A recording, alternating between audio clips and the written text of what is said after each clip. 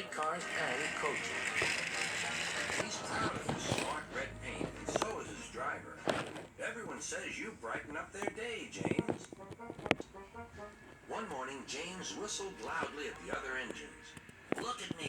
I am the smartest, most useful engine on the line. Rubbish, replied Thomas. We're all useful. Sir Topham Hatt says so, and he's head of the whole railway.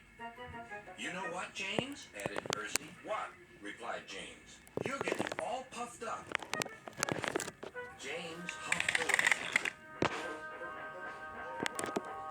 Later, he was still boasting. I am the pride of the line. I saw you pulling freight cars, snorted Gordon. You're only a goods engine.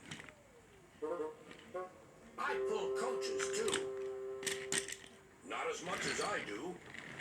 But Sir Topham Hatt has plans for me. James was only making this up, but Gordon believed him. What plan?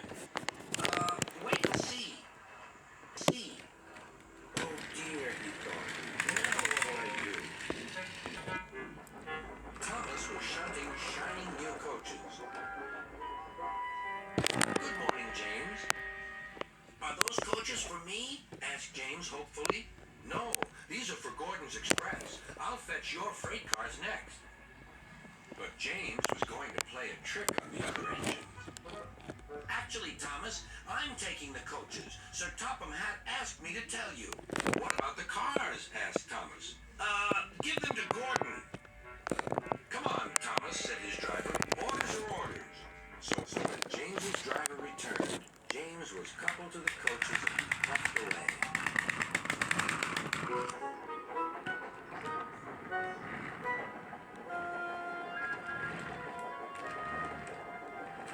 Thomas returned with the freight cars.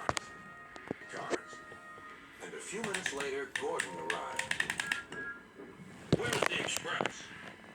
Thomas told him about James. And so here are your cars. Gordon was very cross, and so was his driver. Wait till Sir Topham Hatt hears about this. Meanwhile, James was enjoying himself enormously. What a clever plan! What a clever plan! He chuffed. Then he saw Sir Topham Hatt. Some jokes are funny, but not this one, James. You have caused confusion. Yes, sir, said James. You will now stay in your shed until you are one. The other engines teased James. I wonder who'll be pulling the express today, said Gordon. I expect it'll be you, replied Henry. James is stuck in the shed for being silly. James felt sad. Next morning, he went back to work. Hello, whistled Thomas. Good to see you out and about again. I'm sorry I tricked you, said James. Are these my cars? Yes, replied Thomas kindly. They are pleased to have you back. James set off to the harbor with his cannon freight cars. He bustled about all day, pushing and pulling them into place.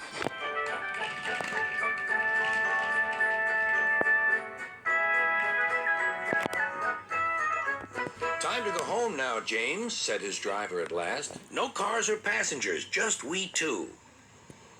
But his driver was wrong. Excuse me, called a man. I have a meeting with Sir Topham Hatt, and I mustn't be late. May I ride back with you? Of course, replied James's driver. Then he whispered to James, This gentleman is a railway inspector. James was most impressed. He steamed along the line as smoothly and quickly as he could.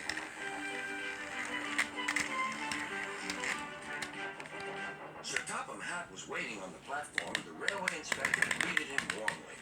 This clever engine gave me a splendid ride. You must be proud of him.